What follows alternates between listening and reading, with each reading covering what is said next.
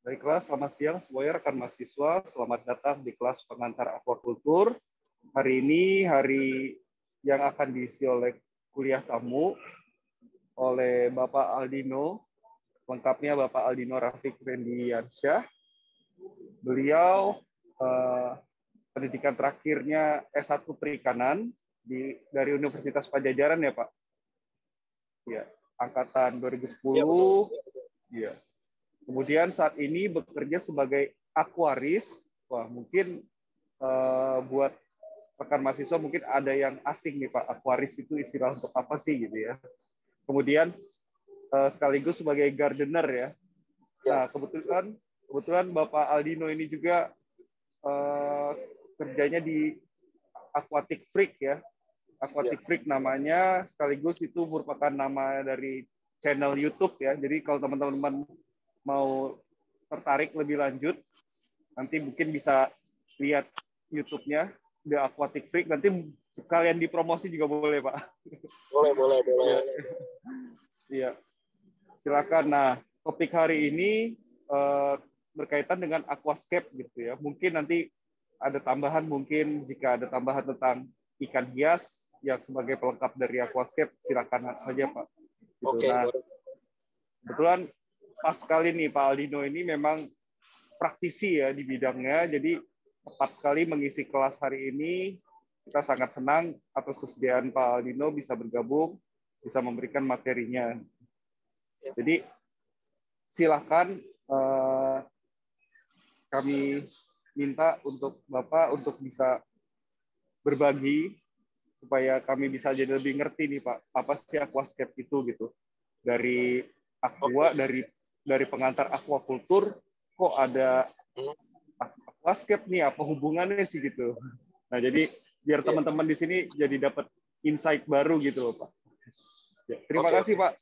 Silakan Pak. Boleh, siap. Nih, halo teman-teman dari Ubaya. Ini Fakultas Perikanan ya? Kita dari Fakultas Teknobiologi, Pak. Oh, Fakultas Teknobiologi. Halo ya teman-teman dari Fakultas Teknobiologi. Ini saya mau sharing mengenai aquascape dan juga ada ikan hias, karena aquascape tanpa ikan hias itu ibarat rumah udah dibuat bagus nggak ditempatin, kayak gitu.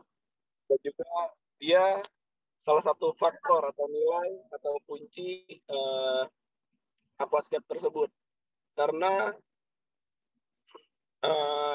contohnya dalam kelas konteks internasional ada kategori rekreasi untuk ikan gitu. Jadi layout yang kita desain itu harus pas atau sesuai dengan ikan yang kita gunakan, seperti itu.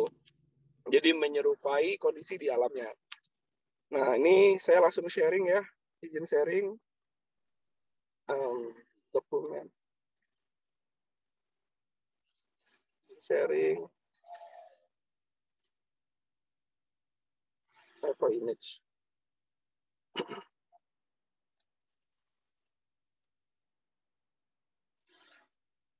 Halo Pak, sorry bisa bantu sharing? Ini soalnya lewat handphone nggak bisa buka. Bantu share PowerPoint-nya.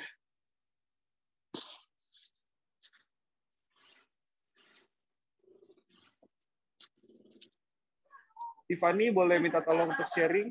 Tiffany. Iya Pak, sebentar ya Pak. Iya.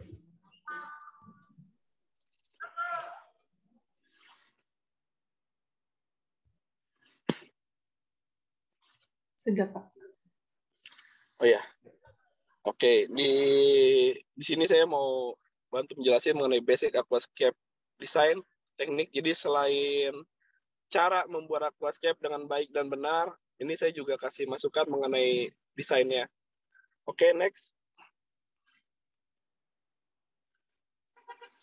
Oke, siapa saya?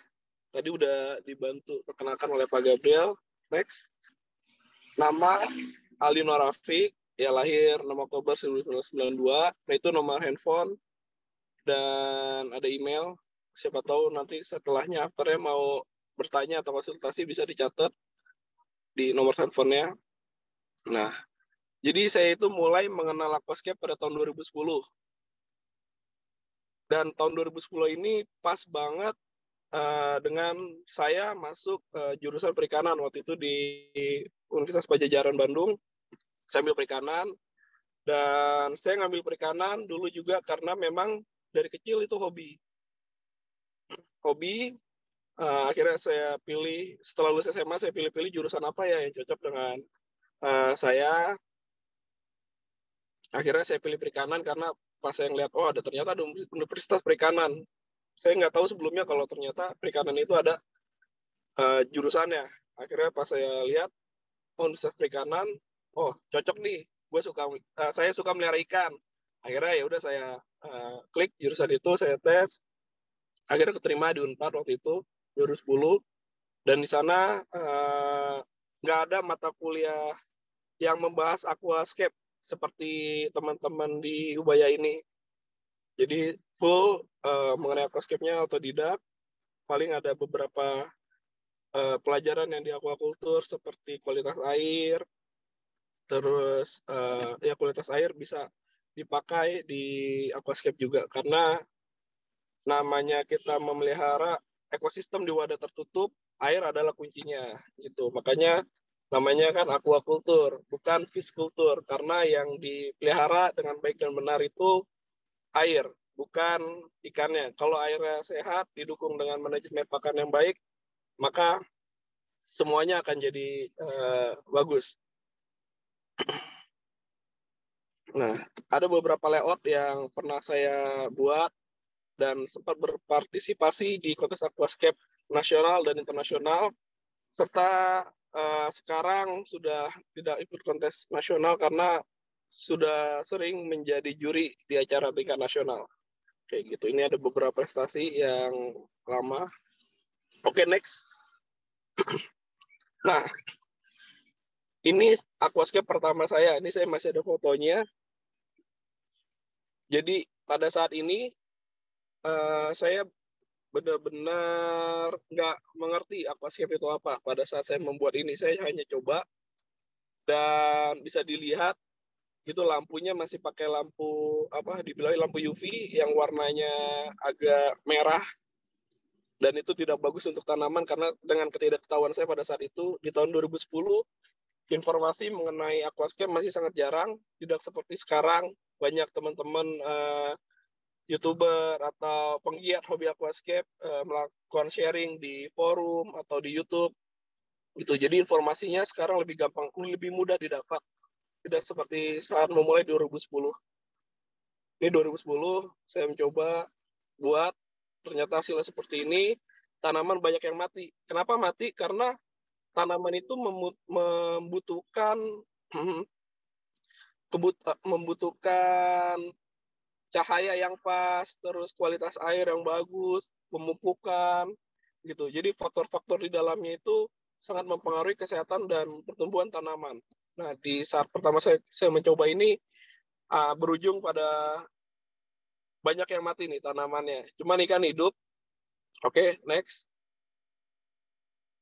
Nah, ini akhirnya 2010 juga, saya mulai belajar sedikit demi sedikit. Lampunya saya ganti, akhirnya tanaman bisa hidup meskipun belum maksimal gitu, karena masih proses belajar. Dan pada saat membuat ini waktu itu udah seneng banget, meskipun kalau sekarang dilihat kok buatnya kayak gini gitu, tapi ternyata pas dilihat ya saat itu udah puas banget gitu. Oke, next. Nah, di sini mulai meningkat 2011, mulai pakai CO2. Nah, itu yang di sebelah kiri gitu. Kenapa CO2 penting? Karena seperti kita tahu, tanaman itu menghasilkan energi melalui fotosintesis, dan dalam prosesnya dia membutuhkan CO2 karbon dioksida. Jadi perlu kita injek dengan dosis yang dengan sesuai kebutuhan, tergantung banyaknya tanaman dan ukuran. Nanti akan saya bahas lebih lanjut. Oke, next. Nah, ini dari segi desain udah mulai enak dilihat, ada desainnya. Lanjut 2011. Nah, ini mulai meningkat. Di sini sudah mulai teknik fotonya sudah mulai lebih baik karena kalau kontes nasional, yang kontes foto atau internasional, kita kirimnya itu berupa file foto. Jadi teknik fotografi juga harus dipelajarin di sini. Ini udah mulai meningkat 2012. Lanjut. Next. Oke, next. Sorry. Next. Nah, ini next aja. Lanjut. 2012. Sama. Nah, ini udah mulai desainnya udah mulai lebih baik, jauh lebih baik 2013. Karena untuk bisa, kalau kita nggak ada jiwa seni, itu harus rajin latihan gitu. Jadi bisa bagus karena terbiasa seperti itu. Oke, next. Nah, ini 2014. Ini salah satu akuarium yang dulu pernah juara 1 di event nasional. Next. Ini juga sama. Next. Nah, ini masuk top 10 di internasional waktu itu. Aquatic Garden Association dari Eropa. Ini saya kasih tema Dark of the Moon. Oke, next. Ini gua Savarna. Oke, bisa lanjut. Nah, ini di 2018. Kenapa di 2015 atau 2016 saya nggak ada karya? Karena saya sempat dulu di 2016 bekerja di tambak udang gitu. Karena saya pas habis lulus emang ada rencana buat jadi wirausaha di bidang aquascape, cuman kan itu butuh modal. Akhirnya saya juga coba kerja dulu selama 1 tahun sebagai supervisor di tambak udang. Itu di situ di tambak udang ya benar-benar ilmu aquaculture terpakai karena mengenai kualitas air di tambak. Nah, akhirnya setelah setahun saya balik di 2008 setahun balik di 2017 mulai buka toko. Sebelum buka toko. Dan di 2018 mulai berkarya lagi, mulai aktif. Karena ini desainnya Sumatera di tahun 2018, hasilnya udah jauh lebih baik dari sebelumnya karena ukuran akuariumnya juga lebih besar, bisa lebih detail. Nah, ini juga masuk ranking top di China tahun 2018. Oke, next. Nah, selain aquascape, saya juga kita Aquatic Freak juga bergerak di pond. Nah, ini salah satunya natural pond yang pernah kita buat. Ini salah satu ide yang baru karena dulu kita melihara ikan koi, itu kolamnya kotak, full semen gitu. Nah, ini kita coba buat natural seperti alamnya. Ini semuanya full buatan manusia. Awal ini tanah lapang dibuat seperti ini dengan didukung oleh sistem filtrasi yang baik, bisa menghasilkan kualitas air yang juga bagus. Nih, oke, next, natural pond. Nah, ini akhir-akhir ini lagi viral ya di YouTube, khususnya yang melihara ikan predator atau aquascape. Contohnya di Irfan Hakim dibilangnya apa, megatank. Jadi megatank itu ya hanya nama karena ukurannya size besar. Ini contohnya akuarium berukuran 5 meter. Nih, di gambar ini itu tepatnya di Kendari, di Sulawesi. Kita mengerjakan proyek di sana. Oke, next. Nah, yang terbaru juga di Pekanbaru, ini akuariumnya 8 meter. 8 meter. Udah ada, kalau di YouTube Giovanni Suendi, Misting Ray, udah ada hasil terbarunya yang udah diisi air dan ikan. Nah, ini salah satu proyek yang kita kerjakan. Next. Oke, tadi saya juga bilang kenapa ada gardener di situ. Karena saya juga bergerak di bidang tanaman. Karena dia seperti satu kesatuan. Kalau kita buat kolam, harus ada tamannya. Jadi ya saya juga belajar mengenai tanaman. dan akhirnya jadi gardener. Ini contohnya vertical scape. Di situ ada kolam kecil buat isi ikan pelati atau gapi gitu. Nah, next. Oke. Nah, sebelumnya kenapa dibilang akuaris? Jadi akuaris itu orang yang bergerak di bidang akuarium khususnya jadi, dan juga kolam. Contoh kalau kalian ke SeaWorld atau ke Jakarta Aquarium, itu orang-orang yang bergerak di belakang layar, yang memelihara, membuat, itu disebut akuaris gitu. Karena dia harus mengerti bagaimana kualitas airnya, juga cara kita melihara ikannya, makannya apa gitu. Jadi satu kesatuan. Emang masih jarang di Indonesia yang bisa paham apa itu aquarium, satu kesatuan.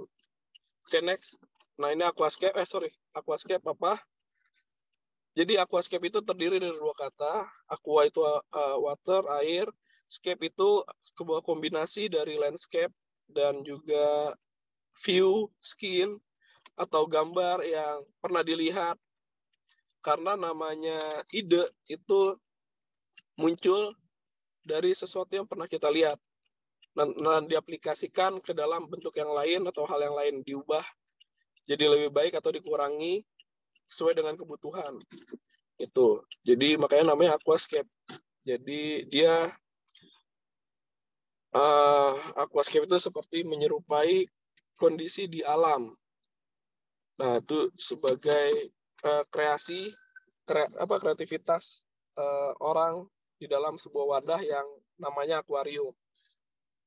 Selain aquascape, ada juga paludarium. Kalau aquascape itu full air, wadahnya akuarium. Kalau misalkan di dalam kolam, itu udah bukan aquascape lagi namanya. Jadi aquascape itu harus wadahnya akuarium. Kalau di kolam, kita sebutnya pondscape.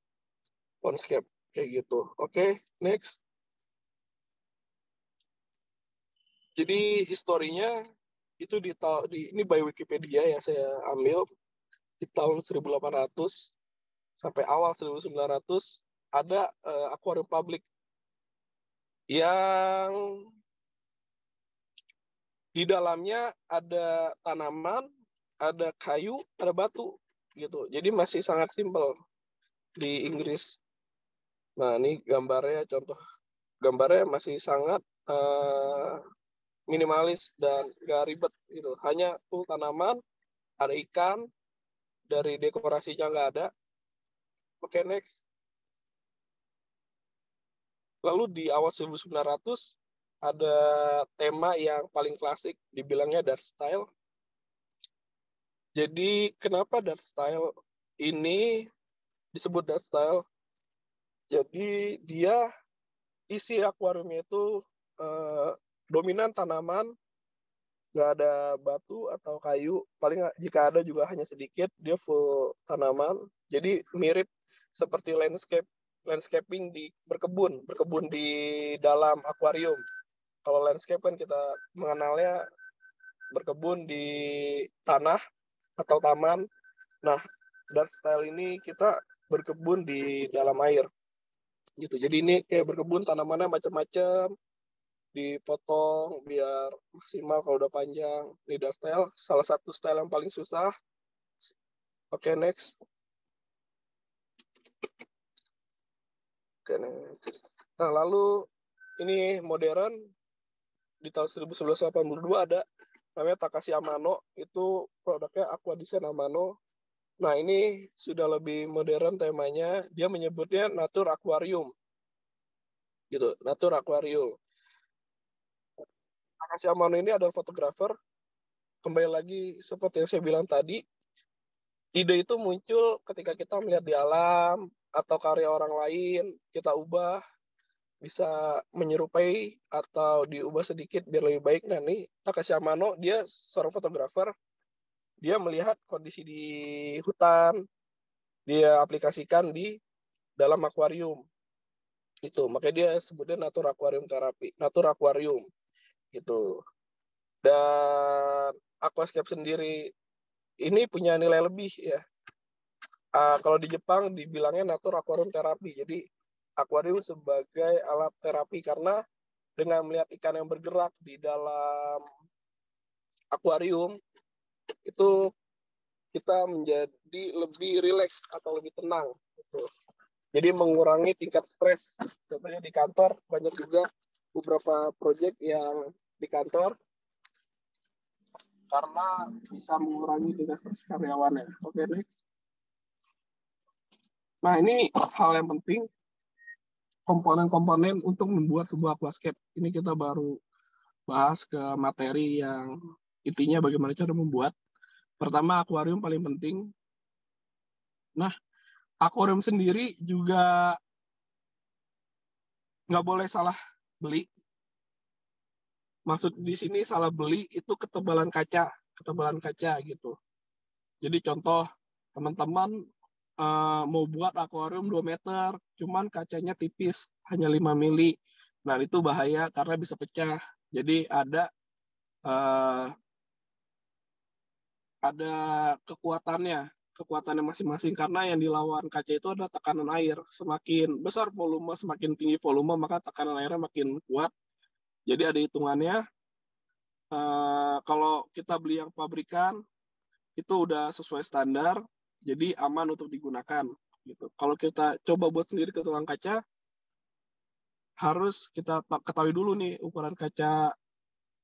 Contoh 6 mili ini kuat nggak dipakai di 2 meter gitu. Jadi ini hal penting karena banyak juga teman-teman di forum yang buat aquascape, akuariumnya tidak sesuai standar.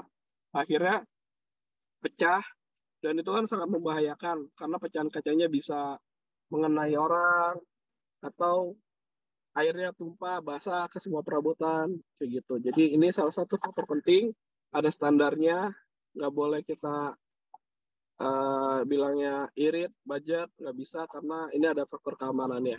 Ini akuarium. Dan untuk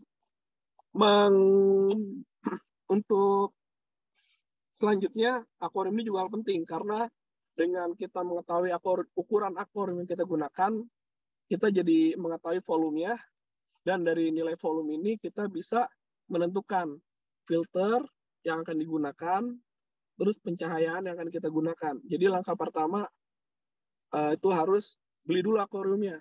Jangan beli filter atau tanaman atau pencahayaan. Jadi kita beli akuariumnya, kita hitung berapa volumenya, berapa liter, gitu. Contoh akuarium ukuran 60 kali 40 kali 30. Nah, itu kan 72 liter. Nah, itu kita bisa tahu filter yang akan digunakan berapa dengan kapasitas filter 72 liter dengan kapasitas akuarium 72 liter.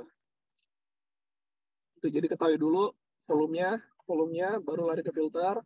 Nah, di filter ini ada banyak jenis. Ada untuk akuarium kecil namanya HOB, hang on base filter, filter HOB.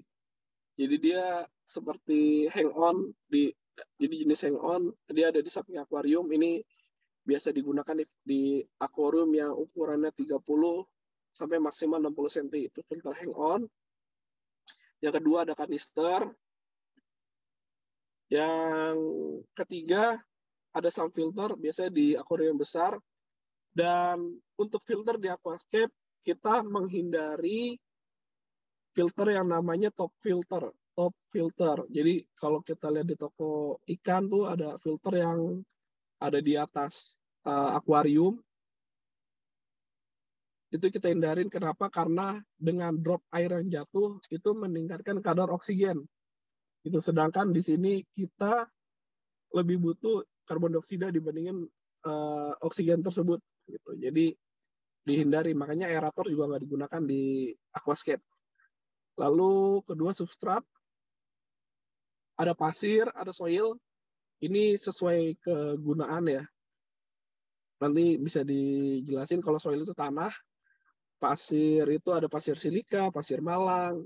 Ada juga, sekarang udah banyak, ada puluhan jenis pasir yang bisa digunakan di aquascape. Yang pasti jangan menggunakan pasir laut atau pasir Bali.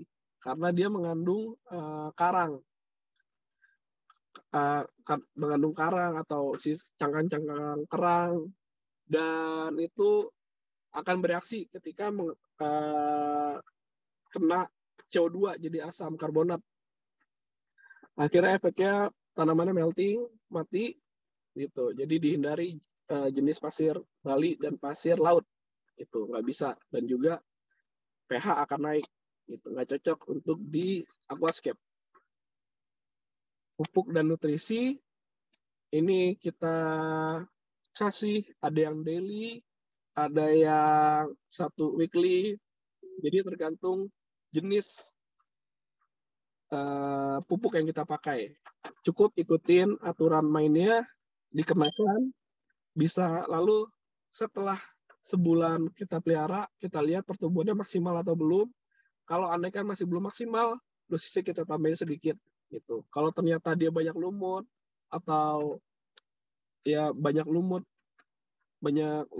alga, dosisnya kita kurangin gitu. Jadi ini patokan awalnya dosis di kemasan, sisanya setelah sebulan kita pantau pertumbuhannya. Jadi hampir nggak ada ilmu pasti, karena setiap akuarium yang dibuat akan beda-beda gitu, nggak bisa sama, karena kesehatan tanaman juga akan mempengaruhi pupuk yang dipakai. Terus tanaman nanti dibahas di belakang, dan ini pencahayaan salah satu faktor penting. Selain filter, ada pencahayaan. Di pencahayaan ini sekarang syukur udah ada lampu LED gitu. Kelebihannya LED ini satu, hemat listrik, kedua intensitasnya tinggi, meskipun agak lebih mahal. Oke, nah ini udah ada lampu LED. Kalau hitungannya, kebutuhannya, contoh akuarium 62 liter, 72 liter.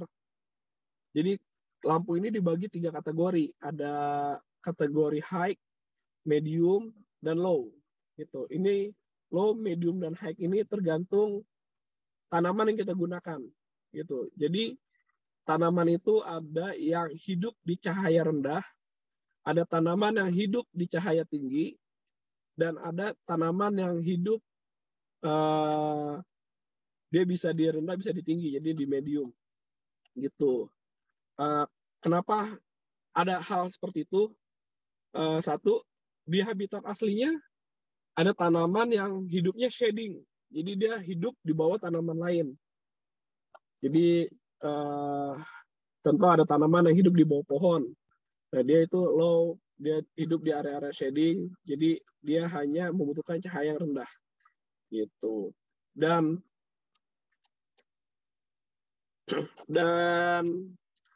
dari low, medium, dan high ini akan mempengaruhi kebutuhan CO2, kebutuhan karbon dioksida yang masuk ke dalam akuarium. Contoh, beberapa tanaman yang low, yang membutuhkan cahaya rendah, dia ini PowerPoint-nya. Tanaman yang membutuhkan cahaya rendah, dia membutuhkan karbon dioksida yang rendah juga. Jadi umumnya nggak kita kasih CO2 juga masih bisa hidup, gitu. Masih bisa hidup, gitu. Lalu medium, nah ini kita baru bisa mulai injek CO2 dengan kondisi yang tidak terlalu banyak. Dan di high light itu pencahayaan tinggi, harus CO2-nya juga tinggi, gitu. Dan untuk mengetahui kadar indikator CO2, ada namanya CO2 indikator. CO2 indikator, dia seperti regen. Jadi dia kalau CO2-nya rendah, cairannya akan berwarna biru. Kalau medium, cairannya itu akan berwarna hijau. Kalau tinggi akan berwarna kuning, gitu. Jadi ini seperti satu kesatuan ya. Kalau cahayanya terang, CO2-nya juga harus tinggi. Kalau cahayanya rendah, CO2 juga harus minimal. Jadi ini harus seimbang semuanya. Nggak bisa kita besar di satu titik, yang satunya tidak memenuhi syaratnya.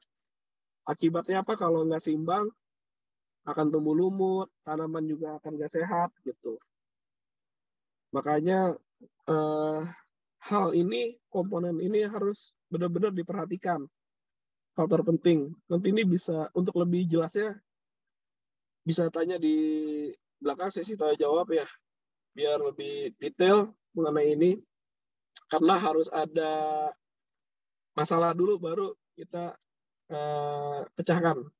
Atau ada problem, teman-teman siapa tahu teman-teman Ubaya ada yang pernah melihara, terus ada masalah, bisa saya bantu, atau kalau kurang jelas bisa dijelaskan lagi. Oke, ini ornamen. Ornamennya itu bisa berupa kayu, batu, dan batu yang digunakan juga tidak mengandung kapur. Jadi batu kapur juga dilarang di aquascape karena mempengaruhi kualitas air, dan juga kayu. Dengan menggunakan kayu, itu air akan berubah jadi kuning. Kalau kalian nanti coba pelihara aquascape, terus kita isi kayu, kayunya nanti muncul lendir, terus airnya jadi kuning. Itu hal wajar, karena dia mengeluarkan tanin dan biofilm di sekitar, di permukaan kayunya, getah-getahnya dia, yaitu ada ikan yang membersihkan. Makanya ketika kita membuat aquascape, ada proses yang namanya cycling. Setelah kita buat dekorasinya, kayu, batu, pasir, itu kita rendam dulu di air, filter nyala, kita cycling kurang lebih 1 minggu sampai getah di kayunya keluar, udah minimal, baru kita tanam. Karena kalau kita langsung tanam, itu kualitas airnya masih jelek, dan efeknya kan ke tanaman mati, ikan juga bisa mati. Kayak gitu. Oke, next. Nah, ini salah satu contoh aquascape. Ini dulu di kosan saya ini yang Dark of the Moon, ukurannya 20 cm. Ini lampunya masih DIY dulu ya, buat sendiri, ngerakit sendiri. Maklum apa, mahasiswa dulu, jadi masih hobinya ngerakit-ngerakit. Ini lampu LED, rakit sendiri. Terus ini lampu, komponennya lampu. Di sebelah kanannya ada filter yang ngegantung di akuarium tuh, ada filter. Ada CO2 yang kecil tuh, ada selang, itu CO2. Yang sebelah kiri ini pupuk, yang di sebelah kanan ini nutrisi tambahan. Gitu. Di dalam akuariumnya ada batu, ada pasir, ada tanaman. Gitu. Jadi ini semua komponen yang tadi saya bahas ada di sini semua. Tidak ada lampu, ada filter, CO2, gitu. Oke, next. Nah, ini langkah membuat aquascape. Jadi langkah pertama itu kita siapin dulu akuariumnya. Setelah itu layer pertamanya kita isi rumah bakteri. Ini opsional ya, banyak dijual di pasaran rumah bakteri untuk aquascape. Atau bisa juga kita menggunakan pasir malang, karena pasir malang ini juga sifatnya kasar ya, ada porositas di situ. Meskipun tidak semaksimal rumah bakteri, cuma bisa juga digunakan pasir malang yang butirannya besar. Layer kedua, kita bisa masukin pupuk dasar. Pupuk dasar juga sekarang udah banyak di toko-toko aquascape atau toko ikan, pupuk dasar, lalu ditutup oleh pasir yang merata. Itu pasirnya kalau bisa dicuci dulu biar nggak kotor. Dan ini harus rata dan tebal ya. Kenapa? Karena kalau pasirnya tipis atau pupuk dasarnya bocor, nanti kualitas airnya akan jelek. Karena kandungan nitrat, NPK yang ada di pupuk itu nyebar ke air. Gitu. Efeknya ya lumut. Jadi harus hati-hati. Gitu. Lalu kita bisa masukkan batu dan kayu. Ini sesuai selera. Karena kalau kita untuk melihara, lebih fokus ke melihara tanaman, desain nggak terlalu dibahas. Yang penting tanamannya sehat. gitu. Jadi ini sesuai selera. Kelima, siapin tanaman air yang akan ditanam. Jadi tanaman itu ada banyak jenisnya. Pertama stem, jenis stem plant. Jadi jenis stem plant ini contoh kita nanti di belakang kita bahas. Stem plant dia nggak usah nanamnya panjang-panjang, cukup sepanjang kelingking kita tancap gitu. Karena tanpa ada akar, hanya batangnya aja ditanam, dia akan tumbuh.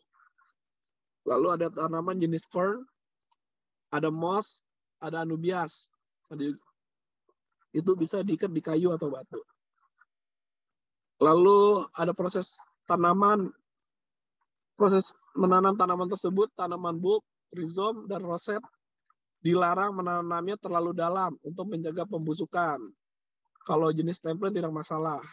Jadi ini bisa kalian cari tahu lebih lanjut nanti yang tanaman jenis bulb itu ada bonggolnya, ada rhizome, terus ada juga yang rhizome ini dia tumbuh dari akar, itu nggak bisa terlalu dalam karena akan busuk gitu. Lalu ketujuh, isi air yang bersih, bebas dari pencemaran seperti kaporit, minyak atau lumpur. Jadi hindarin air yang masih bau kaporitnya tinggi ya. Minyak apalagi ada lumpurnya apalagi. Makanya kalau air yang bekas tanah sawah tuh yang airnya agak bau besi, itu kalau bisa di treatment dulu, bisa pakai karbon aktif sebelumnya. Jadi sebelum masuk ke akuarium kita treatment dulu pakai pre-filter, baru masuk ke dalam akuarium sehingga hasilnya juga lebih maksimal. Dan air yang terbaik itu RO, reverse osmosis, dengan kondisi TDS yang rendah. Kenapa air RO bagus? Karena di sini mineral yang terkandung di dalam air itu hampir nol. Jadi kalau kita cek di TDS, total dissolved solid itu paling hanya kecil, 5 atau 10 TDS ya. Sedangkan air sumur itu bisa di kisaran 60 atau 100 gitu. Dan yang tinggi itu bisa sampai 200 TDS ya. Itu kurang bagus untuk di aquascape. Dengan RO kita bisa bentuk sesuai keinginan airnya mau seperti apa gitu. Dibandingin beli aqua, kan aqua itu namanya air bermineral. Mendingan kita isi pakai air RO. Air RO itu yang ada di pasaran itu seperti Cleo atau Amidis. Itu air RO itu bagus. Bahkan untuk jika kita melihara moss, itu pupuknya nggak usah banyak. Kita kasih air RO, terus kita kasih pupuk sedikit, dia tumbuhnya sehat gitu. Terus di awal kita pasang aerasi selama 1-2 hari sampai air mulai membening. Fungsinya itu untuk menghidupkan bakteri pengurai.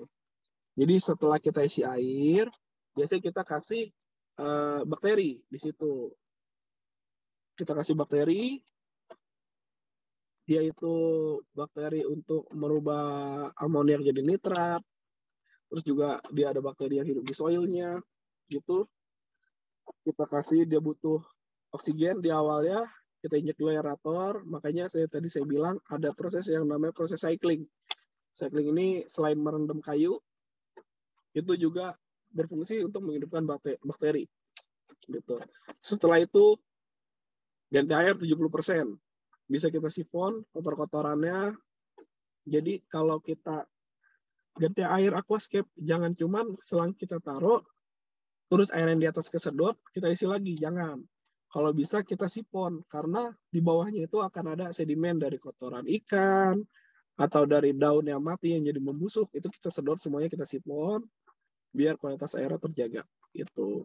Lalu langkah selanjutnya bisa pasang CO2, itu opsional tergantung tanaman yang akan digunakan. Lalu selanjutnya cabut aerator gitu. Jadi ketika CO2 kepasang, aerator bisa masuk lagi. Ini langkah-langkahnya. Next. Nah ini contoh ya.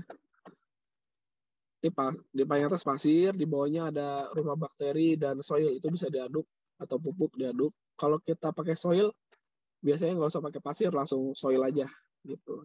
Cukup. Ini contohnya, next. Nah, arus ini juga penting gitu. Karena air yang ada di dalam substrat itu juga perlu air yang lewat ya, biar biar akar tanaman itu segar. Jadi jangan sampai jadi dead spot atau area mati gitu. Makanya arus air juga harus diatur tergantung desain. Jadi flow-nya harus muter, seimbang, kalau bisa semua sisi. Karena itu kelihatannya kan dari tanamannya gerak atau enggak, atau kita bisa lihat, dicek pakai tangan, kira-kira ini area sudut ini ada arusnya enggak. Kalau enggak ada, kita perlu tambah wave maker atau pompa atau filter lagi biar arusnya merata. Jadi arusnya itu harus merata, nggak boleh ada dead spot. Karena kalau ada dead spot itu nanti semua hasil metabolisme ikan atau tanaman itu terkumpul di sana, dan area situ biasanya tumbuh lumut lebih dulu. Dan tumbuhnya jenis cyanobacteria atau blackbird. Okay, next. Nah, ini salah satu hal yang paling penting untuk sistem filtrasi. Jadi, contoh ya, teman-teman membeli sebuah filter. Ketika kita udah tahu akuariumnya ukuran 72 liter, kita harus beli filter yang ukurannya berapa nih. Ukuran filter ini biasanya kita ketahui di kemasannya ada tulisan liter per hour. Contoh, ada yang 500 liter per hour. Ada yang 1.200 liter per hour. Nah, itu spesifikasinya yang ada di dalam filter. Terus 3 kali, 5 kali, dan 10 kali ini apa? Gitu. Jadi contoh, misalkan kita punya akuarium 72 liter. Minimal banget itu 72 kali 3. Gitu. 7 tandanya 7 kali 3 200. Berapa tuh? 7 kali 2 1. Jadi 72 dikali 3. Contoh lah akuarium 50 liter. Kita pakai yang minimal flow 3 kali, 150 liter per hour. Itu minimal filter yang digunakan 150 liter per jam. Gitu. Karena dalam waktu 1 jam, air yang ada di akuarium itu melewati filter sebanyak 3 kali. Jadi 3 kali volume akuarium. Gitu. Ini minimal, kalau saya sih lebih memilih di atas 10. Contoh, akuarium nanotank yang ukurannya 21 liter, 21 liter itu bagusnya di 10-15 kali gitu. Biar hasilnya lebih maksimal, kualitas airnya lebih terjaga. Karena kalau di akuarium kecil itu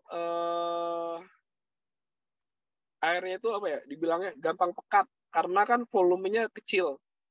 Otomatis kan kadar yang terkandungnya ini gampang berubah ya, gampang swing. Contoh amoniaknya tiba-tiba bisa tinggi, nitratnya bisa tinggi gitu. Karena lebih nggak stabil di akuarium kecil. Jadi volume juga akan mempengaruhi.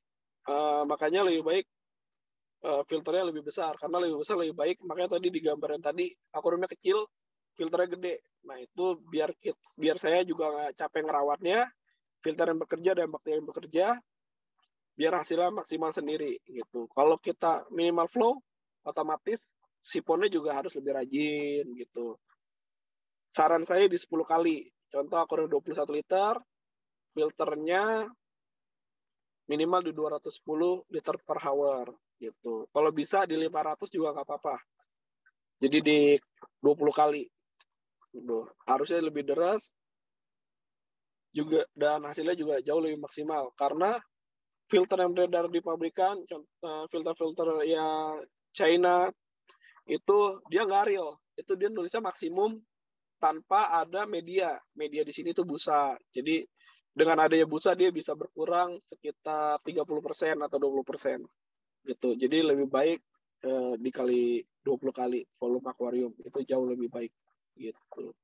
Makin besar juga harus mengikuti hitungannya kayak gitu. Oke, next. Nah, ini kita masuk ke layout. Gunakan imajinasi, karena imajinasi itu muncul seperti yang tadi saya bilang. Kita pernah melihat sesuatu, kita bayangkan, kita ubah,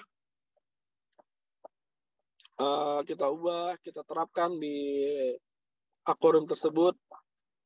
Jadi imajinasinya harus digunain, harus santai, rileks, tenang, gitu. Banyak berhayal, sama banyak lihat-lihat referensi alam atau akuarium yang udah pernah dibuat, gitu. Bisa kita contek, cuman kita ubah, jangan pure menyontek 100%, gitu. Next.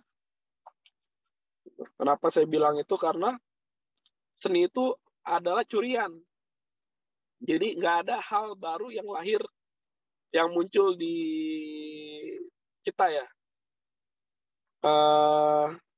Semua itu pernah kita lihat dan diterapkan ke dalam seni gitu. Jadi makanya dibilangnya, saya pernah baca buku, seni itu adalah curian. Contoh pelukis, dia pernah melihat pemandangan ini, diaplikasikan di lukisannya. Kita juga sama, aquascaper pernah melihat kondisi ini di alam, kita aplikasikan di akuarium gitu. Dan diubah, disesuaikan dengan kebutuhan. Nah, ini great contest. Ini artistic impression. Kalau saya jadi juri, ini lebih ke arah, contoh ya, dari 10 akuarium, ada satu akuarium yang akan benar-benar membuat mata saya melihat ke arah sana. Gitu. Jadi kesan, lebih ke arah kesan pertama melihat akuarium ini. Nah, ini juara gitu. Makanya kalau saya kontes dari 40 akuarium, pertama pasti langsung kelihatan mana yang akan juara. Gitu. Ranking satunya. Kayak gitu. Artistic impression. Jadi secara keseluruhan ini tuh seni yang bernilai, baru masuk ke teknikalnya. Dengan impression point yang tinggi, pasti saya tahu dia nggak niru karena kreativitasnya tinggi, hal baru karena saya belum pernah dibuat, pernah tidak mencontoh orang lain gitu. Jadi kreativitasnya tinggi, maksimum 20 poin. Atau kalau ada komposisi tanamannya cocok nggak di sini, memungkinkan nggak atau untuk hidup gitu, itu 20 poin. Next.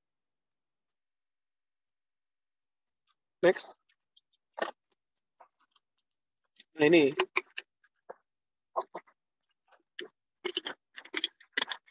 balance between the fish and the layout.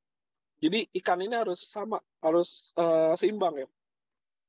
Jangan sampai layoutnya hijau, agak gelap, terus kita taruh ikan yang gelap nggak kelihatan gitu. Terus layoutnya kita mainnya diorama miniatur, ikannya besar, jadi ikannya terlihat nampak seperti raksasa kayak gitu. Jadi makanya harus seimbang antara ikan dengan layout. Natural atmosphere, dia ini memberi kesan natural nggak, atau dia dibilangnya tema yang ya, jadi ketika kita melihat akuarium ini, dia ini memberi kesan natural. Dan juga apakah ide dari pembuat ini tersampaikan ke kita. Makanya ada nama, contoh kayak saya tadi yang besar, yang ikut ke China, namanya Sumatera. Saya terinspirasi dari perjalanan. Saya pas naik Gunung Kerinci, saya buat itu, pakai namanya Sumatera. Terus selanjutnya aquatic plant condition dan time progress of layout. Ini kondisi tanamannya sehat atau enggak, dan kira-kira udah berapa lama dipelihara. Gitu. Karena kalau tanaman yang baru ditaruh itu akan ketahuan oleh juri. Kayak gitu. Oke, next.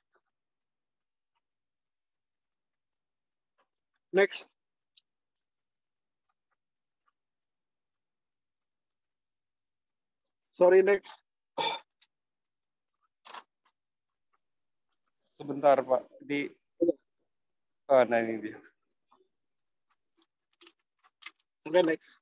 Muncul ya.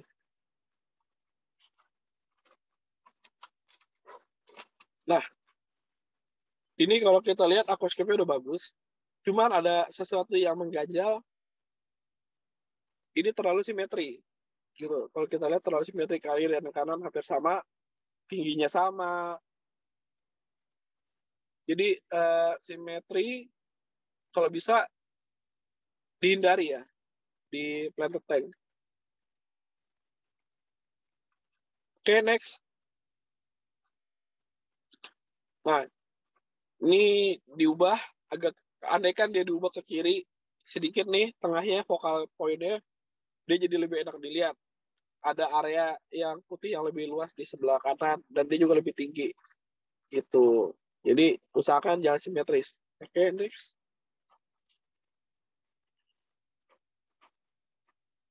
Nah, ini juga sama. Kita bilang fokus itu central focus focal point. Biasanya areanya di tengah. Cuman ini terlalu di tengah. Masih nggak enak dilihat, akhirnya diubah lagi. Lanjut. Next. Nah, akhirnya diubah jadi desain seperti ini, otomatis mata juga lebih enak dilihat. Gitu. Oke, lanjut. Lanjut.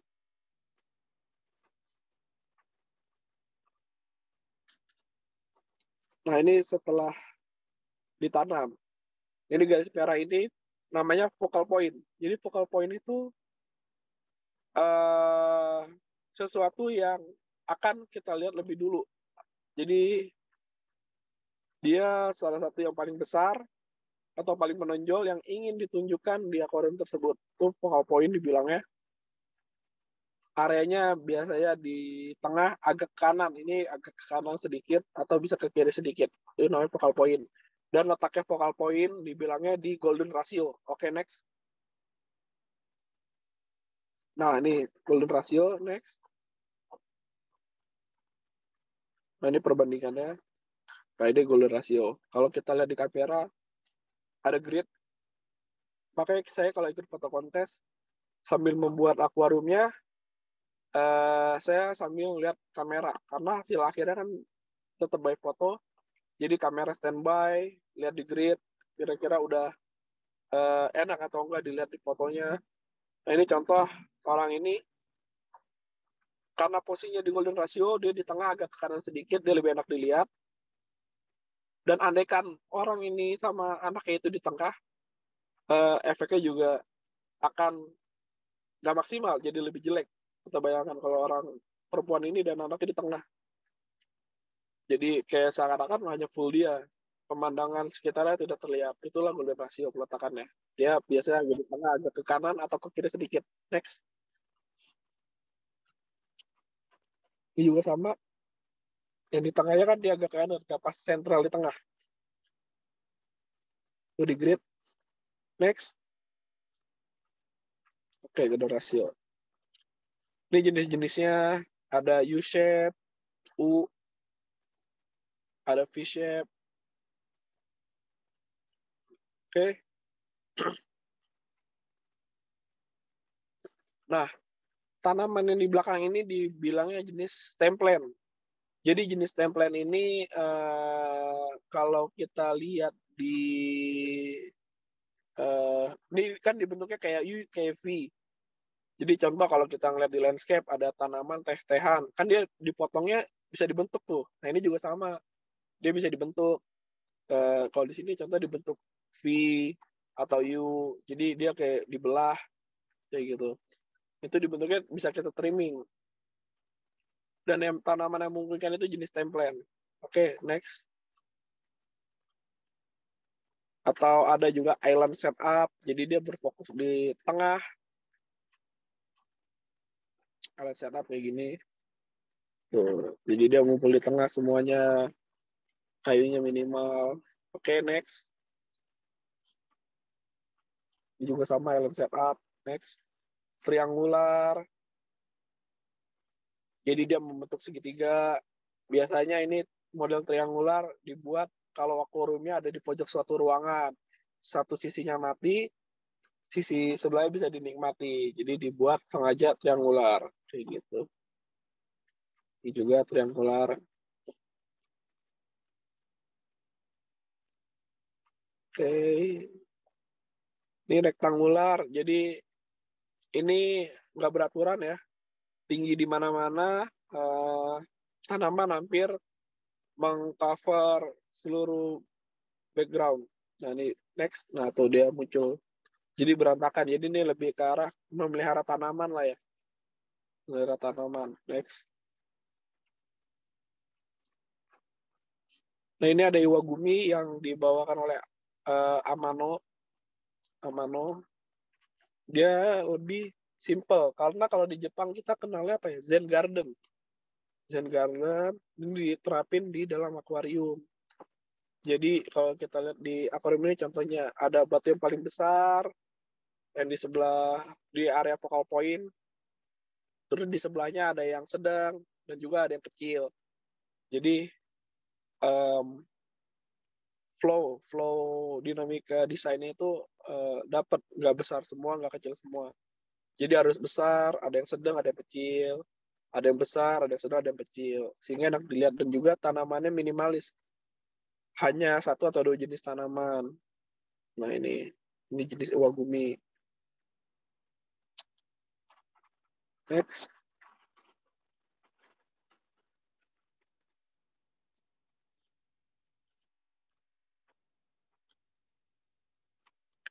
Next.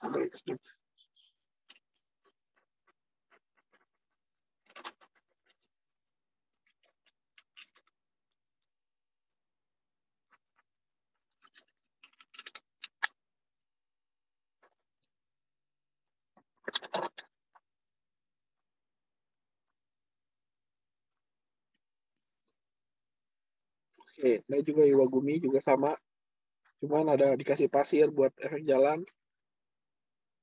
Oke, nggak apa-apa, ini next. Nah ini bonsai-bonsaian, terus kayak dia ngebuat kayak bonsai atau pohon. Nah ini jenis tanamannya, saya mulai masuk mengenai jenis tanaman. Nah ini namanya Glossostigma. Jadi kalau kita lihat ini dia seperti padang karpet ya, karpet rumput gitu. Jadi dia jenis tanaman foreground. Jadi tanaman itu dibagi 3 bagian. Ini foreground. Jadi tanaman yang kita tanam di area depan. Jadi ada foreground, ada midground, ada background. Gitu. Nah ini jenis foregroundnya, Glossostigma.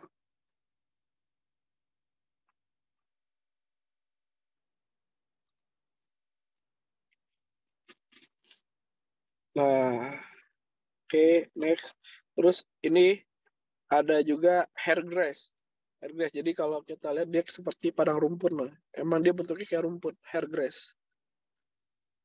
Hair grass.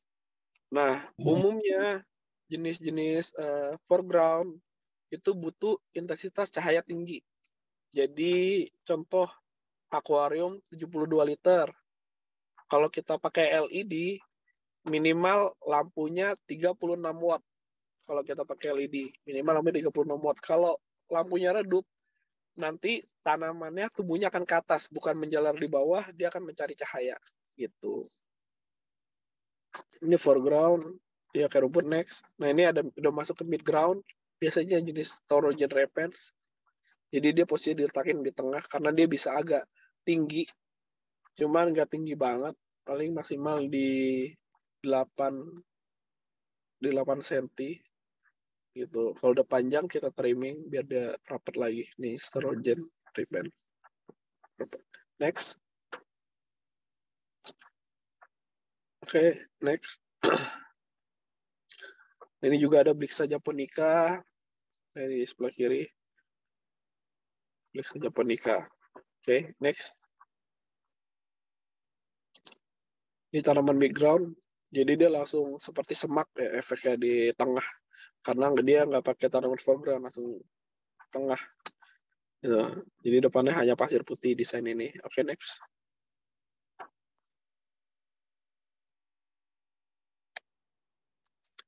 Nah, ini juga salah satu tanaman favorit saya, Cryptocorin.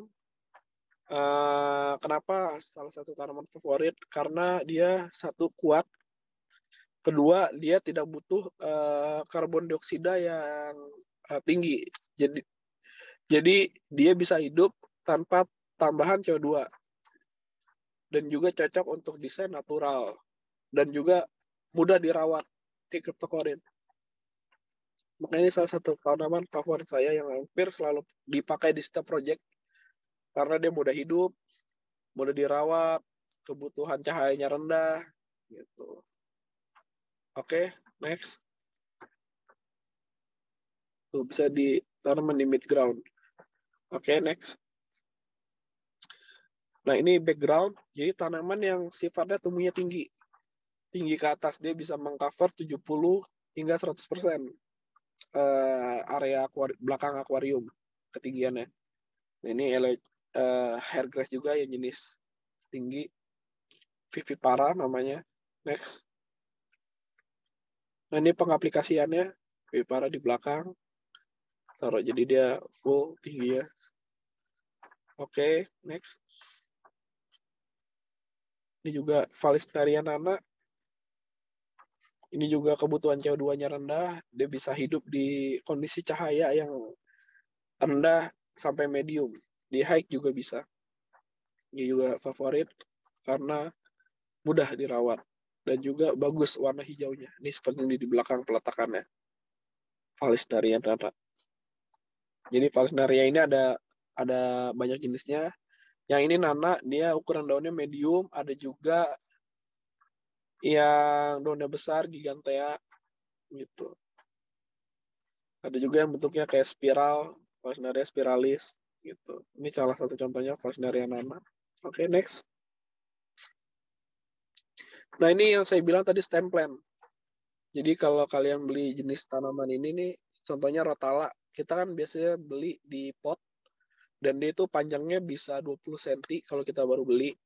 Nah, nanamnya jangan langsung sepanjang 20 cm.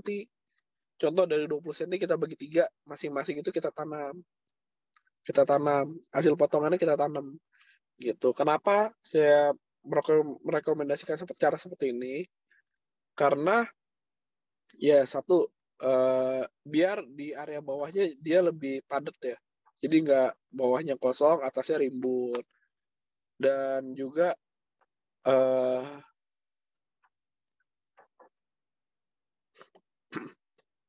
bisa lebih maksimal pertumbuhannya. Kalau misalnya kita langsung taruh sepanjang itu, dia juga kurang sehat gitu. Makanya dia harus karena dia harus menyesuaikan kondisi air yang ada di kita. Jadi lebih baik kita potong biar muncul tunas atau daun baru gitu yang hidupnya udah sesuai dengan kondisi air kita gitu. Dan juga kalau perlu diingat, tanaman yang biasa dijual ada yang kondisinya masih daun darat dan juga daun air. Jadi tanaman-tanaman yang tadi dijelasin itu semua bisa hidup di darat, yang kondisinya bawahnya air, atasnya udara. Jadi dia bisa hidup di darat. Dibilangnya emerge form, dan bentuk daunnya beda. Lebih bagus kita beli tanaman yang masih daun darat, jangan yang daun air. Kenapa? Karena kalau kita beli tanaman daun air, dia menyesuaikan parameter dari air ke air, dia agak susah. Lebih sering dia jadi melting, mati akhirnya.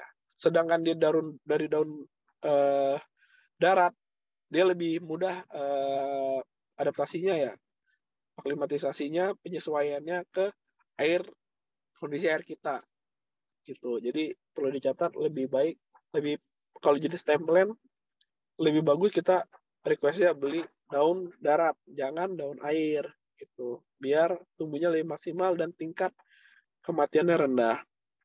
Seperti itu. Next. Nah, ini jenis stem plant yang tadi saya bilang. Jadi dia misalkan udah panjang banget, tinggal kita bentuk, potong, mau tumbuh seperti apa. Kenapa dia makin atas makin rimbun? Karena dari satu batang, ketika kita potong, dia akan jadi 2. Di atasnya numbuh 2 tunas.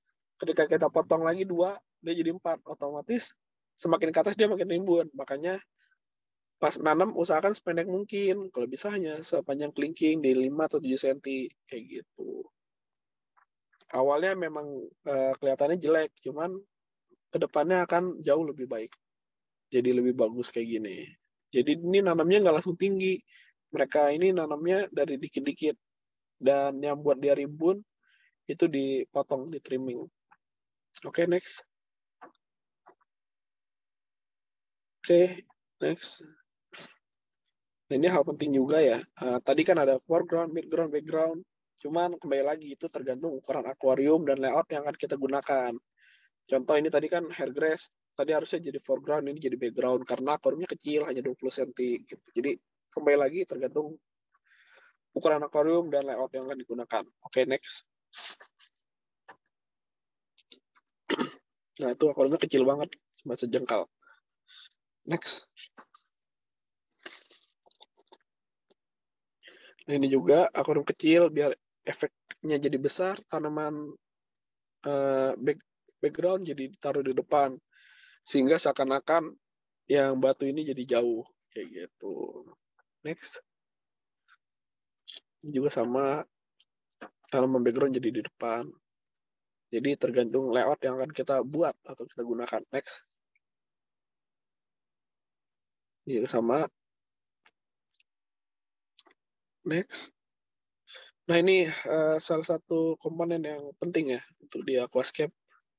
Ini fish, ikan-ikan yang umum digunakan atau salah satu favorit di aquascape.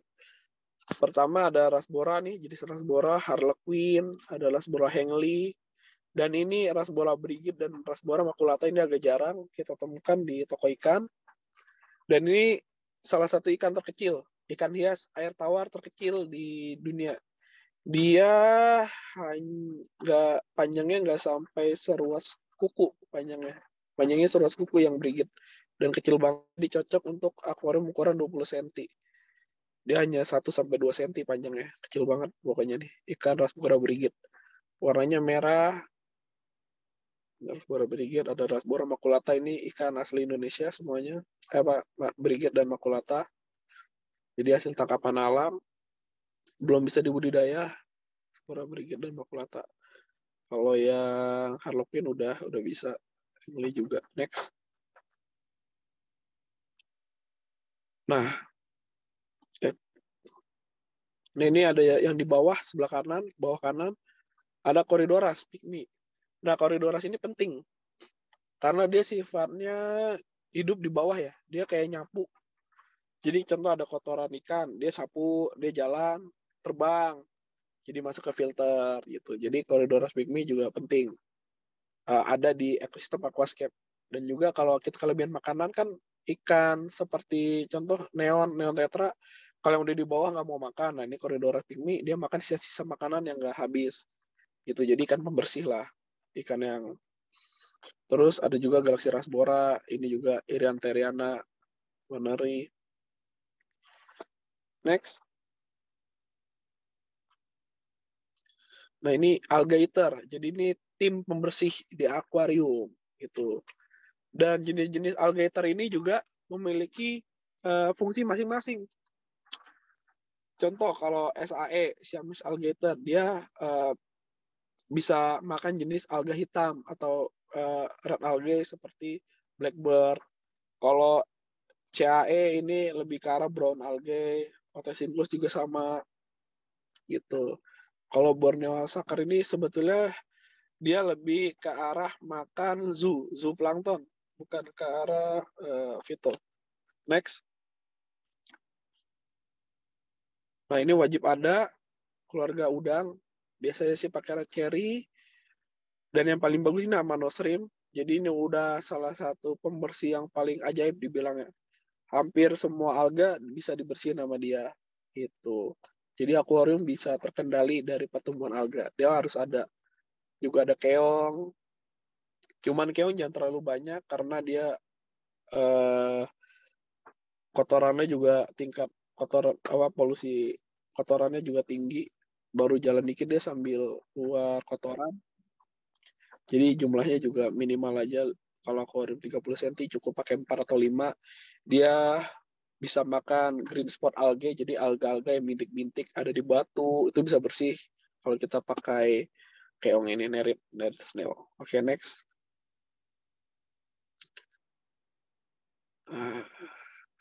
Lebih baik kita pilih ikan yang schooling.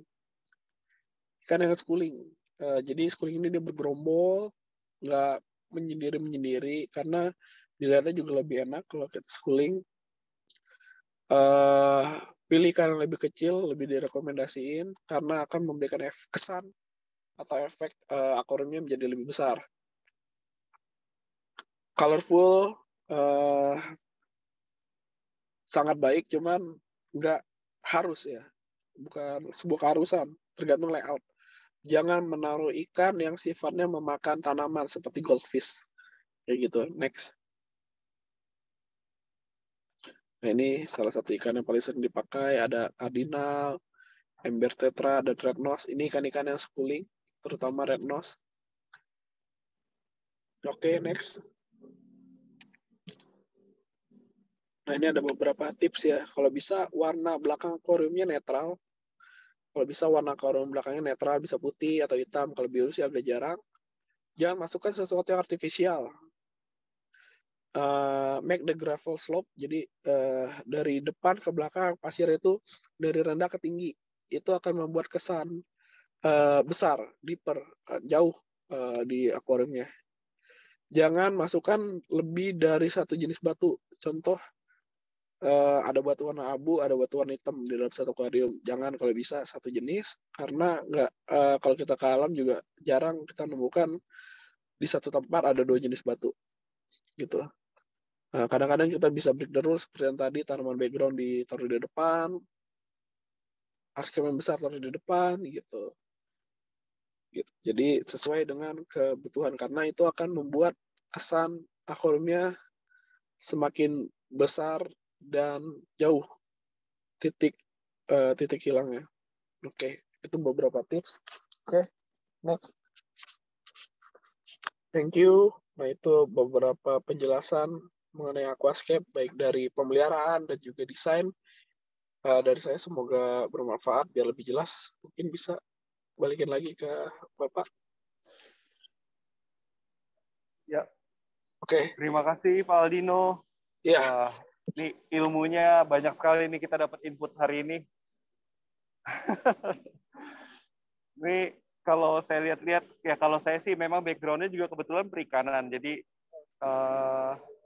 sedikit banyak memahami gitu ya tentang apa yang disampaikan Pak Aldino. Tapi mungkin karena teman-teman ini semua background-nya kan dari teknobiologi, jadi aquaculture ini mata kuliah pilihan sebenarnya Pak. Tapi semoga saja bisa dipahami juga oleh teman-teman mahasiswa. Nah, mungkin kalau yang belum paham, ini saatnya nih, mungkin mau tanya-tanya. Mungkin ada yang tertarik mau bikin, atau mungkin bisa mau usaha nantinya ya Pak, bisa juga di bidang ini ya. Ini peluang usahanya menjanjikan nggak sih Pak?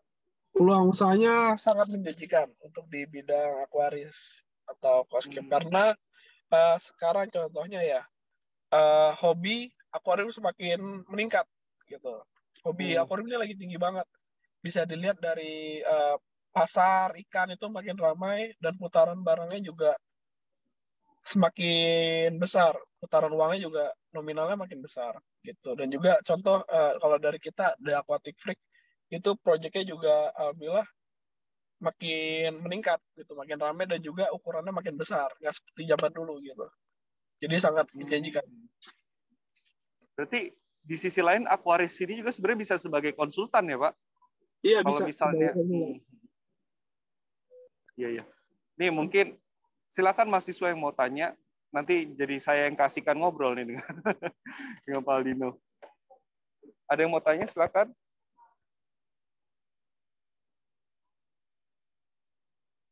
Silakan, mungkin selagi dipersiapkan pertanyaannya, boleh saya tanya-tanya sedikit ya Pak, saya juga penasaran nih dengan aquascape nih.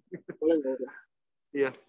Kalau misalnya kita mau buat tadi ya Pak, mau akuarium atau kolam gitu ya, mau aquascape atau pondscape, itu kebutuhan tiap barangnya itu kita peroleh dari alam atau memang kita beli ke supplier gitu, Pak?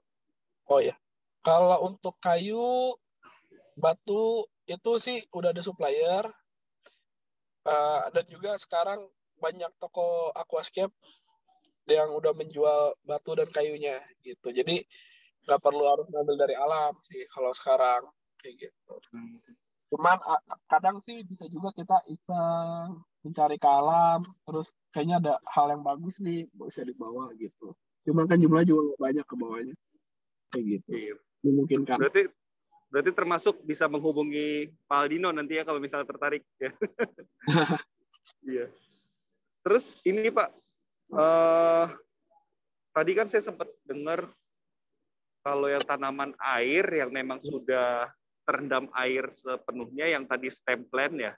Ya, stem plant. Nah, itu agak lebih sulit gitu ya ketika dipotong, kemudian untuk tumbuh tunas ketika dia sudah sepenuhnya di air gitu. Betul. Akan lebih mudah kalau yang dari darat ke air gitu. Iya.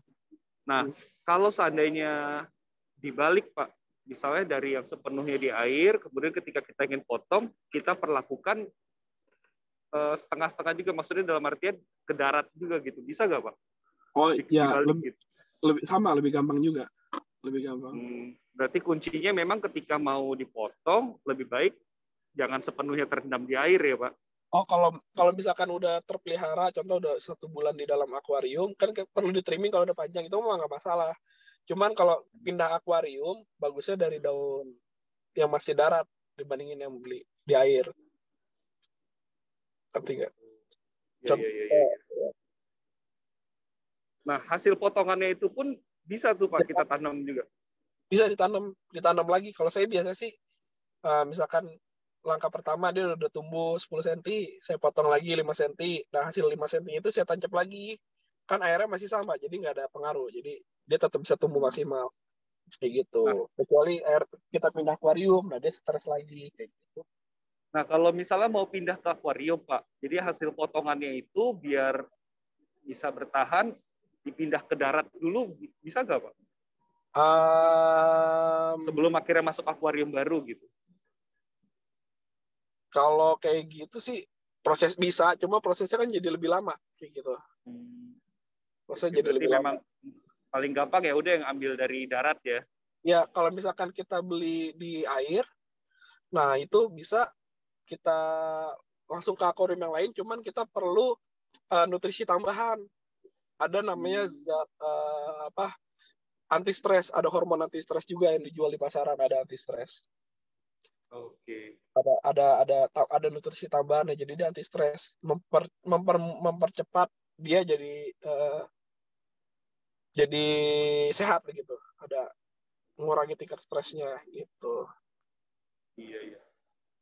Wah. Ayo yang lain mungkin mau tanya. Kalau sorry nih, ini kan nih teman-teman dari bioteknologi ya, betul? Iya, bioteknologi. Iya, bioteknologi. Nah, bergerak di ada tentang matkul tentang bakteri juga kan? Ada. Iya. Ya. Ada juga ke bakteri, mempelajari itu juga, Pak. Iya, nah itu bisa juga berhubungan dengan di aquascape atau tambak gitu. Karena kan contoh dia juga butuh bakteri kan. Sebagai contoh nih, kita ada bakteri namanya biodiges. Itu ditaruh di dalam vial kapsul. Itu isi 30, dijual 575 ribu. 575 ribu. Itu kan tandanya kalau kita bisa buat hal seperti itu dalam vial, bakterinya mungkin jauh lebih bagus, itu kan jadi sebuah ladang usaha gitu. Cuman karena di kita ya, contohnya nggak ada yang bergerak ke arah teknologi hal seperti itu sih. Kayak gitu. Mungkin ini bisa kasih bayangan ke teman-teman ya, ternyata bisa juga masuk ternyata ke hal ranah itu di teknologinya. Berarti kayak seperti jual dalam tanda kutip seperti jual Yakult ya Pak ya? Ya betul, ya jual Yakult. Bakteri baik untuk ini kepentingan aquascape ya. Dengan aquascape begitu. Dan bukan cuma aquascape sih, mungkin bisa juga buat tambak Karena kan kalau sekarang kan kemasannya cuma bakteri dikasih gula ya, dikasih molase, kasih molase gitu, bentuknya cairan, dan kita juga nggak tahu itu bisa disimpan berapa lama, atau bakterinya masih ada atau cuma tinggal gulanya aja gitu. Mungkin dengan teknologi yang lebih baik kan memungkinkan bakteri ini hidup lebih mudah kayak gitu sih. Itu bisa juga teknologi. Iya, Pak. Ayo. Atau iya. Ayo, ada yang mau tanya? Nih, Yang penasaran? Tuh ada yang nanya. Kalau misalnya ngambil ornamen kayu batu dan kayu begitu dari alam kan kotor. Bisa dicuci dengan apa ya? Apa ya, dengan air saja? Nah, kalau untuk ornamen batu atau kayu itu nggak apa-apa kita cuci pakai sabun, kan nanti kebilas juga. Nggak masalah kalau emang mau meyakinkan untuk bersih. Gitu. Nggak apa-apa. Atau disikat aja pakai air juga udah cukup kok biasanya. Udah cukup. Cairan khusus sih nggak ada pakai cairan khusus. Jadi kayak cuci biasa aja. Pakai sikat. Nggak masalah.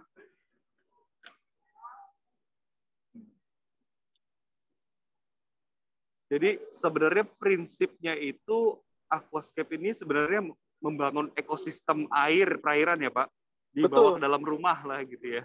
Iya betul. Ya betul. Kalau untuk sumber, misalnya kan tadi kita ada ikan hias nih ya Pak.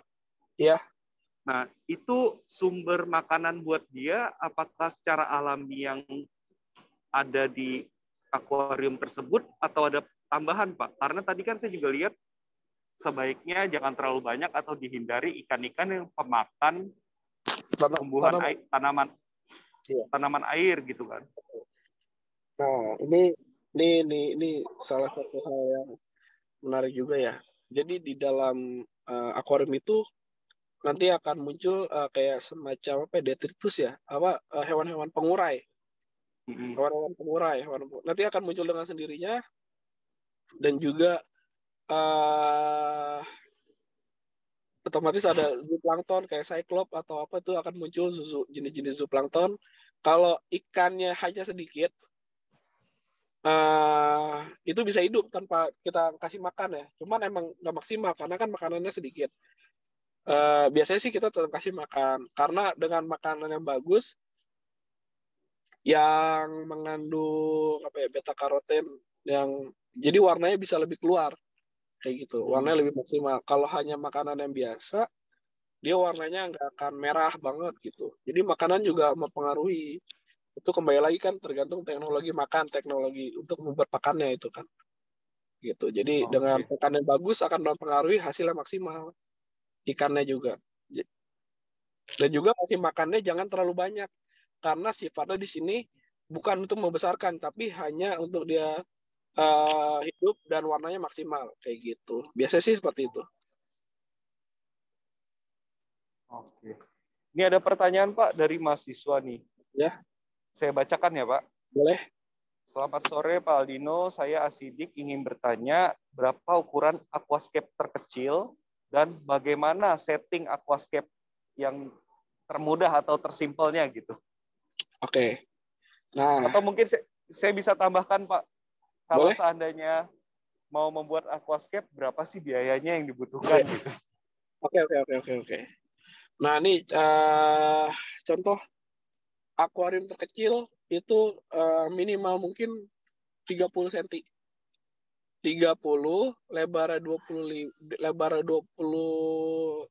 tingginya juga 25, atau panjangnya 30, lebarnya 21, tingginya 25. Pokoknya 30 cm lah, akuarium 30 cm standar. Itu kurang lebih 18 sampai 21 liter. Itu minimal mungkin 18 sampai 21 liter. Itu minimal, karena kalau semakin kecil yang tadi saya bilang lebih gampang terakumulasi kotor-kotorannya. Otomatis kita harus lebih rajin ganti air gitu. Karena lebih sulit melihara akuarium kecil dibandingin besar sebetulnya. Lebih sulit melihara akuarium kecil dibandingin besar karena gampang berubah-berubah parameternya. Nah, apa aja sih persiapan? Pertama kan tadi akuarium. Ya, untuk kos-kosan tanahnya ukuran 30 cm. Saya dulu juga di kos-kosan 30 cm. Peliharanya banyak. Dulu saking hobinya itu sampai berapa ya? 18 akuarium. 18 akuarium dulu. Ada. Nah, terus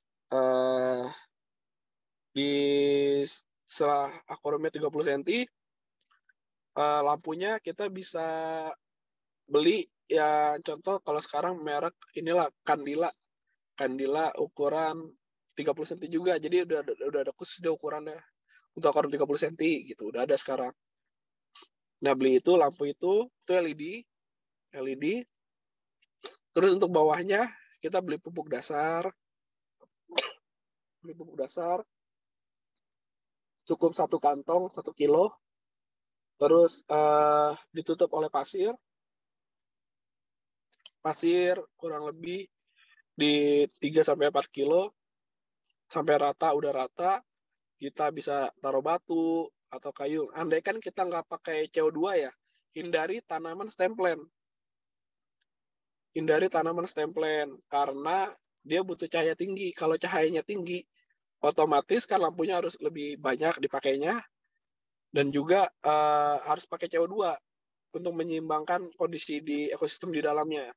Gitu. Jadi hindari tanaman stemplen kalau bisa.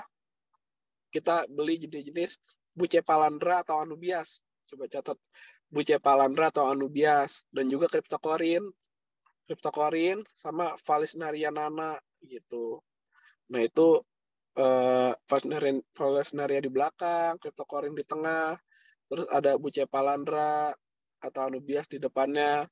Terus kalau mau kayak rumput, jangan pakai hairgrass, pakai namanya Liliopsis.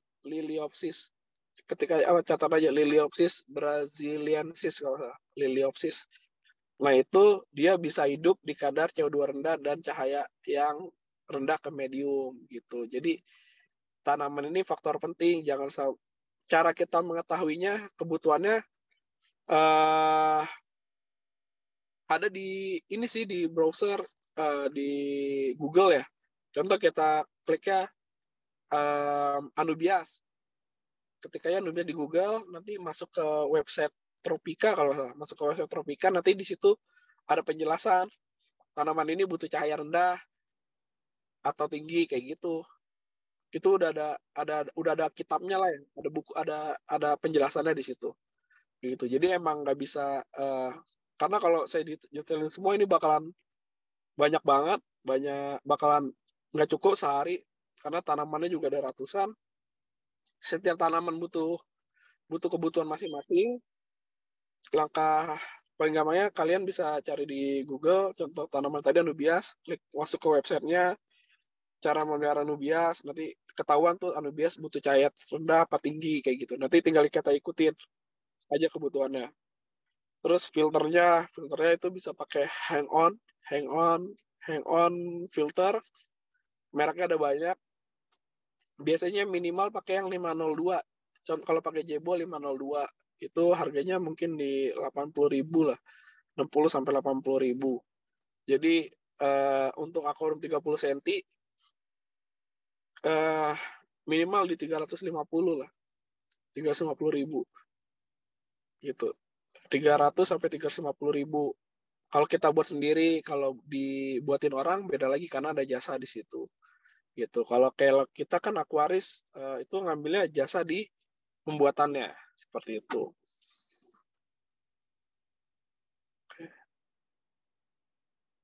Jadi kurang lebih kayak gitu. Untuk akuarium 30 cm. Baik, ada lagi yang mau ditanyakan? Oh, ini ada lagi, Pak. Selamat sore, Pak. Untuk aquascape ini apakah ada umurnya atau bisa terus bertahan apabila dirawat secara teratur? Oke. Bisa bertahan puluhan tahun asal dirawat dengan baik dan benar. Bisa dirawat.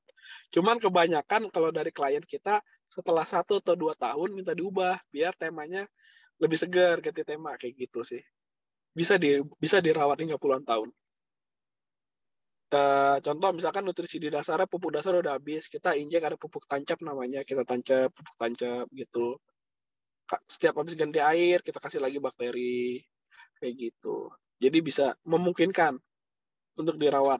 Cuman kebanyakan setelah 1 atau 2 tahun dia bosan minta diubah tema. Biasa kalau mengubah tema perlu waktu panjang seperti persiapan di awal atau tinggal meneruskan, Pak? Lebih cepat. Lebih lama karena harus dibongkar dulu. Kalau udah ganti tema biasanya bener-bener bongkar total. Oh, kirain saya pikir hanya merubah posisi atau apa, ternyata rombak habis ya. Total. Contoh dari tema kayu, dia mau kayu-kayuan banyak mau jadi batu-batuan. Kayak gitu sih. Kebanyakan kayak gitu.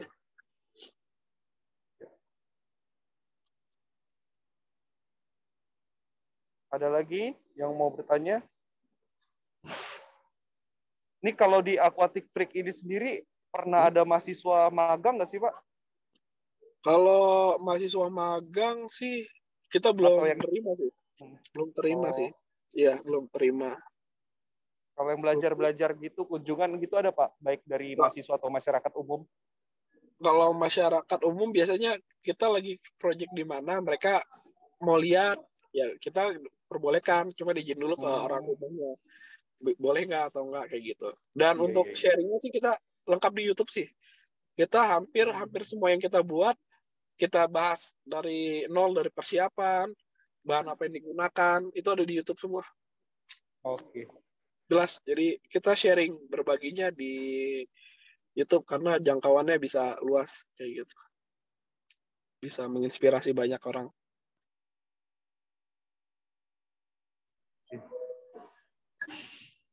Baik, terima kasih Pak. Ada lagi yang mau bertanya?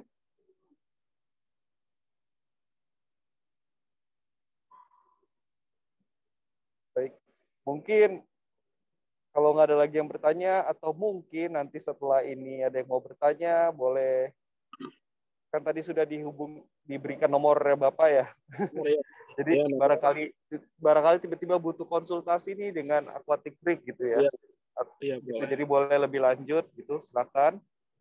Dan mungkin dari saya cukup sekian Pak. Terima kasih sekali. Ada lagi Pak yang mau ingin disampaikan? Udah sih cukup. Iya. Terima kasih. Ya, terima kasih sekali nih Pak. Ini kesempatan yang sangat bagus. Jadi teman-teman dari mahasiswa juga nggak hanya belajar ilmunya saja, tapi kan ini memang sudah prakteknya yang ke lapangan tuh bagaimana gitu ya. Ternyata dari aquaculture ditambah dengan seni bisa masuk juga ya ke aquascape gitu kan. Apalagi tadi sampai memikirkan fotografinya ketika ingin mengikuti kontes internasional ya, nggak sembarangan gitu ternyata ya. Sangat memungkinkan untuk jadi peluang usaha, sangat memungkinkan untuk jadi peluang usaha. Iya. Iya. Baik. Terima kasih Pak. Semoga sukses untuk usahanya, semoga sukses untuk karya-karyanya. Terima kasih sekali lagi Pak. Ya. Sama-sama Pak. Ya, selamat sore. Terima kasih Pak. Terima kasih Pak. Selamat sore.